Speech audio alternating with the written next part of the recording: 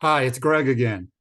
Let's talk about the financing game. And this is basically the rules for financing the growth of a company and business formulation as well. So this should not come as a surprise to those of you who have done this or in the process thereof or thinking about it. So an entrepreneur has an idea that generates some income. You got some traction, you build a brand in the marketplace, you have relationships with suppliers, customers, you probably have a banking relationship of some type. The company keeps growing, and as you go to phase two, hopefully you will have established some sort of accounting and record keeping system, some information systems to capture data that will give you some feedback as to how this company is working. Step three, you continue to grow. You're going to need more resources.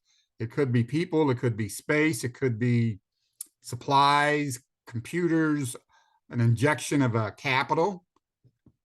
And now you need to really borrow some money that it's probably a little bit more than you've ever borrowed before. So you need to prepare a financial proposal, and we'll talk about that at some point. And now you're going out to the capital markets, and that what I mean by that is you're just going to secure capital from a financial services firm, bank, in most cases. And so now you have to prepare this proposal. Then you have to engage your bank, and then that's step five. Then we go to step six. It may be a little bit frustrating depending on the circumstances. So if you never engage the bank to borrow money, that could be a daunting task. It's going to be a function also of the quality of your record keeping systems. We'll talk about that, and the quality of your financial information, which we will also talk about. So these are some challenges that some business owners face between step five and step six.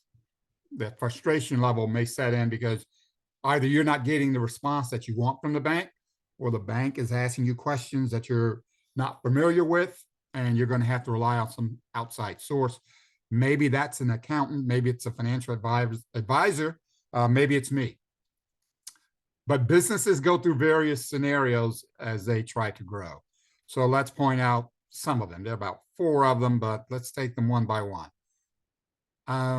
Scenario one, I've seen this often. You may not want to show as much by way of profit because of tax issues.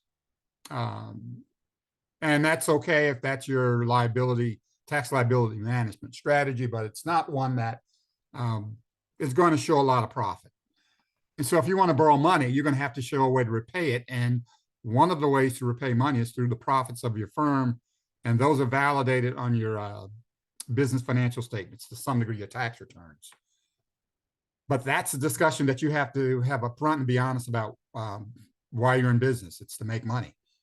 Making money allows you to borrow more money to expand your firm. Step two, scenario two, which is not uncommon, you're growing fast. So that means you're spending more money than you're collecting as your company grows. So you're just going through a growth phase and you're not showing money being made because your expenses are outstripping your revenue.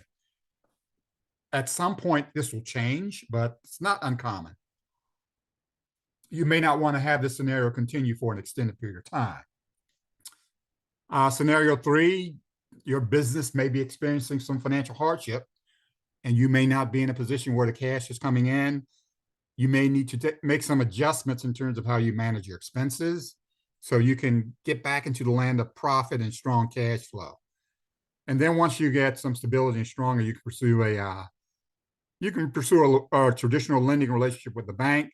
In some cases, companies can receive financing by using their accounts receivables and factoring those funds. We can talk about that at a later point. And then scenario four, your company may be doing just fine.